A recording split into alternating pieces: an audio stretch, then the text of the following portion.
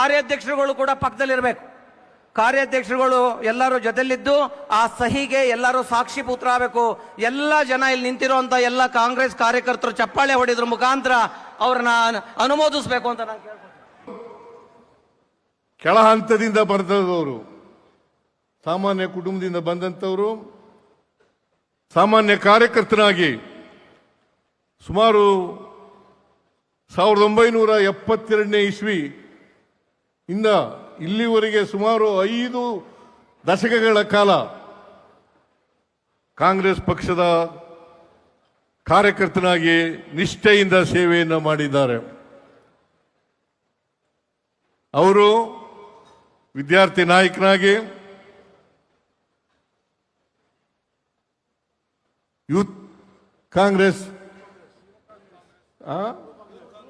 ಯುವ ಕಾಂಗ್ರೆಸ್ನ ನಾಯಕನಾಗಿ ಅನೇಕ ರಾಜ್ಯಗಳಲ್ಲಿ ಉಸ್ತುವಾರಿಯನ್ನ ವಹಿಸಿಕೊಂಡು ಸೇವಾದಳದ ಅಧ್ಯಕ್ಷನಾಗಿ ಕೆಲಸ ಕೂಡ ಮಾಡಿದ್ದಾರೆ. ಅಂಥವರು ಇವತ್ತು ಬಹಳ ಮಹತ್ತರವಾದಂಥ ಜವಾಬ್ದಾರಿಯನ್ನು ಹೊತ್ಕೊಂಡಿದ್ದಾರೆ. ಆ ಜವಾಬ್ದಾರಿಯನ್ನು ಒತ್ಕೋಬೇಕಾದ್ರೆ ಅವರು ನಿಷ್ಠೆ,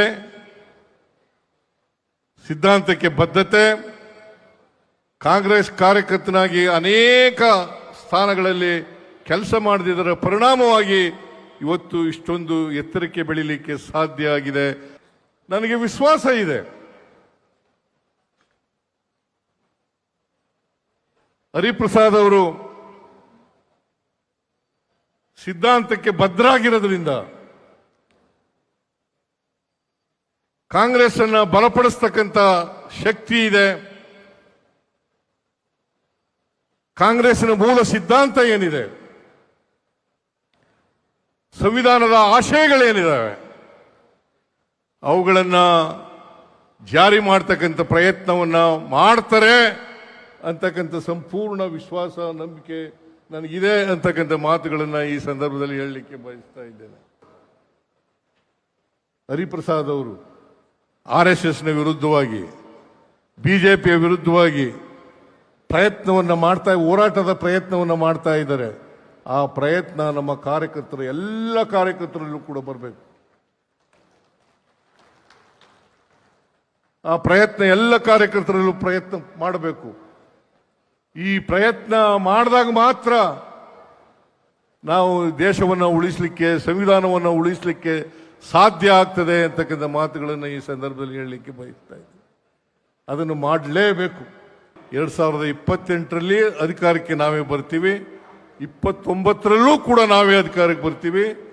29ರಲ್ಲಿ ಅಧಿಕಾರಕ್ಕೆ ಬಂದು ರಾಹುಲ್ ಗಾಂಧಿ ಅವರನ್ನು ಪ್ರಧಾನಮಂತ್ರಿಯನ್ನಾಗಿ ಮಾಡ್ತಕ್ಕಂಥ ಸಂಕಲ್ಪವನ್ನು ನೀವೆಲ್ಲರೂ ಕೂಡ ಇಲ್ಲಿ ಮಾಡಬೇಕು ಅಂತಕ್ಕಂಥ ಮಾತುಗಳನ್ನ ಹೇಳಿ, ಮೊದಲನೇದಾಗಿ ಗ್ರಾಮೀಣ ಪ್ರದೇಶದಲ್ಲಿ ಇರ್ತಕ್ಕಂಥ ಬಡವರಿಗೆ ಯಾರೂ ಸಹ ಉದ್ಯೋಗ ಇಲ್ಲದೆ ಇರಬಾರದು ಅಂತೇಳಿ ವರ್ಷಕ್ಕೆ 100 ದಿನಗಳ ಕಾಲ ಉದ್ಯೋಗಾವಕಾಶವನ್ನು ಮಾಡಿಕೊಟ್ಟಂಥದ್ದು ಮಹಾತ್ಮ ಗಾಂಧಿ ಉದ್ಯೋಗ ಖಾತರಿ ಯೋಜನೆಯನ್ನ ಮಾಡಿಕೊಟ್ರು.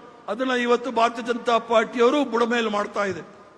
ಅದರ ಜೊತೆಗೆ ಸರ್ವ ಶಿಕ್ಷಾ ಅಭಿಯಾನ್, ಎಲ್ಲ ಮಕ್ಕಳಿಗೂ ಸಹ ಉಚಿತ ವಿದ್ಯಾಭ್ಯಾಸಗಳು, RTI ಇರಬಹುದು, Jawaharlal Nehru urban renewal mission ಇರಬಹುದು, ಅಥವಾ ನ್ಯಾಷನಲ್ ಹೆಲ್ತ್ ಮಿಷನ್ ಇರಬಹುದು, ಎಲ್ಲ ಕಾರ್ಯಕ್ರಮಗಳನ್ನು ತಮಗೆ ತಂದುಕೊಟ್ರು. ಯಾರೂ ಸಹ ರಾತ್ರಿ ಹೊತ್ತು ಹೊಟ್ಟೆಗಿಲ್ಲದೆ ಮಲಗಬಾರದು ಅಂತ ಹೇಳಿ ಆಹಾರ ಖಾತ್ರಿ ಯೋಜನೆ, ಫುಡ್ ಸೆಕ್ಯೂರಿಟಿ ಆಕ್ಟ್ ತಂದು ಏನಿವತ್ತು 5 kg ಅಕ್ಕಿ ಬರ್ತಾ ಇದೆ. ಸೋನಿಯಾ ಗಾಂಧಿ ಅವರು ಮತ್ತು ಡಾಕ್ಟರ್ ಮನಮೋಹನ್ ಸಿಂಗ್ ಅವರು 2011ರಲ್ಲಿ ಮಾಡಿರ್ತಕ್ಕಂಥ ಆಹಾರ ಖಾತ್ರಿ ಯೋಜನೆ ಮೂಲಕ ನಿಮ್ಮೆಲ್ಲರಿಗೂ ಸಹ 5 kg 10 kg ಅಕ್ಕಿ ಸಿಗ್ತಾ ಇದೆ. ಯಾವುದಾದ್ರೂ ಒಂದು ಕಾರ್ಯಕ್ರಮ ಹೇಳಿ, ಬಡವರ ಬಗ್ಗೆ, ರೈತರ ಬಗ್ಗೆ, ಮಹಿಳೆಯರ ಬಗ್ಗೆ, ಯುವಕರ ಬಗ್ಗೆ, ವಿದ್ಯಾರ್ಥಿಗಳ ಬಗ್ಗೆ ಈ ಒಂದು ಸರೆಂಡರ್ ಮೋದಿ ಯಾವುದಾದ್ರೂ ಒಂದು ಕಾರ್ಯಕ್ರಮ 12 ವರ್ಷದಲ್ಲಿ ಕೊಟ್ಟಿದ್ದಾನೆ ಅಂತ ಹೇಳ್ಬಿಡಿ, ನಾನು ಇವತ್ತೇ ರಾಜಕಾರಣ ಬಿಡ್ಲಿಕ್ಕೆ ತಯಾರಿದ್ದೇನೆ. ಪಾಕಿಸ್ತಾನ, ಮುಸಲ್ಮಾನ್, ಚಿಕನ್, ಮಟನ್, ಮछली, ಮಂಗಲ್ ಸೂತ್ ಅಂತ ಹೇಳ್ಕೊಂಡು ಜನಗಳನ್ನ ತಪ್ಪು ದಾರಿಗೆ ಎಳಿತಕ್ಕಂಥ ಈ ಸರ್ಕಾರಕ್ಕೆ ನಾವೇನಾದ್ರೂ ಒಂದು ಕಡೆಗಾಣಿಸ್ಲಿಲ್ಲ ಅಂದ್ರೆ ಭಾರಿ ಕಷ್ಟ ಆಗುತ್ತೆ ಮುಂದಿನ ದಿನಗಳಲ್ಲಿ. ಯಾರಾದ್ರೂ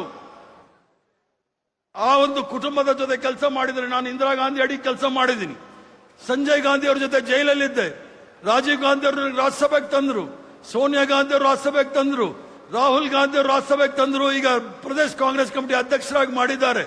ಪ್ರಿಯಾಂಕಾ ಗಾಂಧಿ ಜೊತೆ ಕೆಲಸ ಮಾಡಿ 6 ಜನ ಜೊತೆ ಕೆಲಸ ಮಾಡಿರ್ತಕ್ಕಂಥದ್ದೇ ನನ್ನ ದೊಡ್ಡ ಸಂಪತ್ತು, ಆಸ್ತಿ ಅಂತ ಹೇಳಲಿಕ್ಕೆ ಇಚ್ಛೆ ಬೀಳ್ತೇನೆ ನಾನು.